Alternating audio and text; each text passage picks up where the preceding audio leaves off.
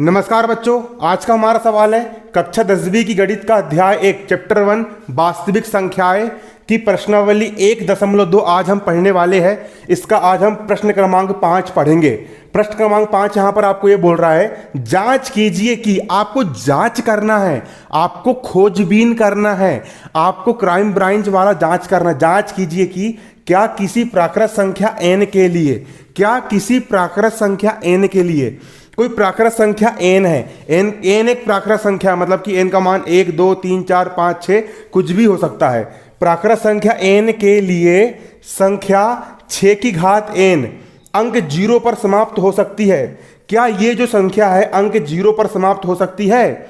6 की घात n, 6 की घात n क्या 0 पर समाप्त हो सकती है?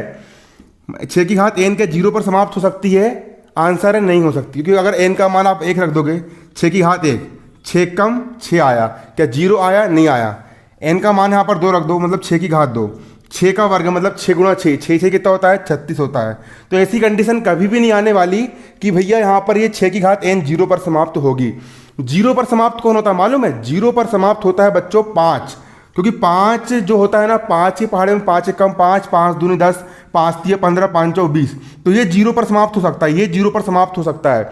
0 पर सिर्फ वही संख्या समाप्त होती है जिसका गुणनखंड 5 होता है। क्लियर है? तो देखिए बहुत शानदार है। हम जानते हैं कि 6 की घात जो n है, हम 6 की घात n को क्या लिख सकते हैं? 6 को हम लिख सकते हैं 2 गुणा 3, क्योंकि 2 गुणा 3, 2 तिया कितना होता है बच्चों? 6 होता है। 2 गुणा 3, 2 तिया कितना होता है? 6 होता है। 6 को हम क्या लिख सकते हैं बच्चों? 6 को हम लिख सकते हैं 2 गुणा 3, क्योंकि 2 गुणा 3, 2 तिया कितना होता है बच्चों? 6 होता है। और घात n है तो घात n घात n, तो 6 को हम लिख सकते हैं 2 गुणा 3, मतलब कि 6 के 2 गुणनखंड है। 6 का पहला गुणनखंड 2 है और दूसरा गुणनखंड यहाँ पर 3 है। 6 का कोई भी गुणनखंड जो है वो 5 नहीं है। 6 का कोई भी गुणनखंड 5 नहीं है।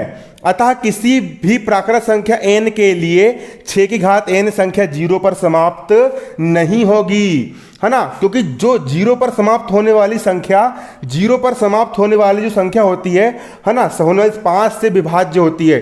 जिस 10 में भी 5 का भाग जाता है, 20 में 5 का भाग जाता है। मतलब कि जो संख्या 0 पर समाप्त होती है, जो संख्या 0 पर समाप्त होती है, जो संख्या 0 पर समाप्त होती है, वो 5 का गुणनखंड होती है। मतलब कि उनमें 5 का भाग जाता है। लेकिन 6 में तो 5 है कि नहीं, इसलिए ये वाली संख्या 0 पर समाप्त नहीं होगी, क्योंकि यहां पर साफ साफ लिखा है ना, क्योंकि 0 पर समाप्त होने वाली संख्या 5 से विभाज्य होती है। और 6 जो है वो 5 से विभाज्य नहीं है, 6 में 5 का भाग नहीं जाता। और यह संख्या मतलब कि 6 की घात n 5 से विभाज्य नहीं है, मतलब कि 6 में 5 का भाग नहीं जाता है। अतः ऐसी कोई संख्या n नहीं है जिसके लिए 6 की घात n अंक 0 पर समाप्त होगी। अतः ऐसी कोई भी संख्या नहीं है जिसके लिए 6 की घात n 0 पर समाप्त होगी। ये सवाल बहुत सरल है, क्लियर है, सिंपल सा फंडा है कि भैया 0 पर वही संख्या समाप्त होती है जिसमें 5 का भाग जाता है, और 6 की घात n में 5 का भाग जाता ही नहीं है। तो ये 0 पर समाप्त होगी क्या? नहीं होगी। सवाल आपको समझ में आया होगा तो लाइक शेयर कमेंट सब्सक्राइब जरूर करना। मिलते हैं अगले सवाल पर।